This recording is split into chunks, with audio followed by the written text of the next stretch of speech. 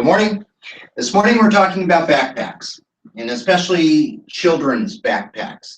We all, even as adults, use backpacks when we travel, when we hike, and we have a tendency to throw the backpack over our right shoulder, especially if we're right-handed.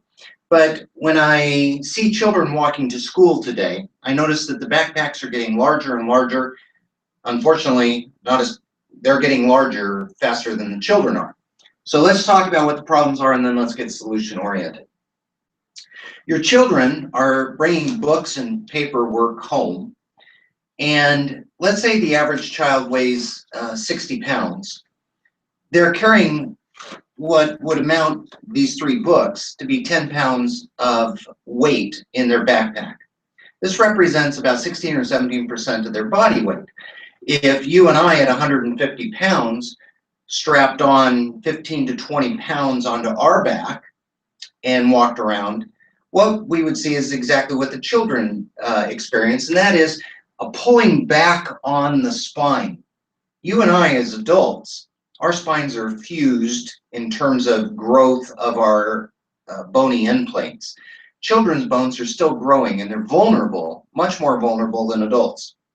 So let's be wise when our children are carrying a lot of books to and from school and even in between classes. And let's help them make wise decisions about how much weight is appropriate. So it's been said that 10% of your child's body weight is about the appropriate amount of weight that should be carried in the backpack. I would guess that children frequently overcome this. So what can we do as parents to alleviate some of this? Number one, limit the child's weight in their backpack to 10% of their body weight. So if they're 50 pounds, 5 pounds.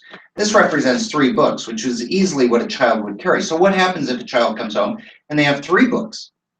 Well, put 1 book or 2 books in the backpack, depending on the child's size, and have them carry the 3rd one in front like this to balance. Secondly, make sure that instead of carrying the backpack on one shoulder, that your child has it bilaterally on both shoulders. And a lot of the better backpacks today have cross straps that go across, that join the straps, and that helps balance and keep the weight symmetrical on the child's back. So let's do those things, and let's help our child grow normally without these unusual stresses that we're finding today. I hope that helps. If you have any questions, please don't hesitate to contact us at the office.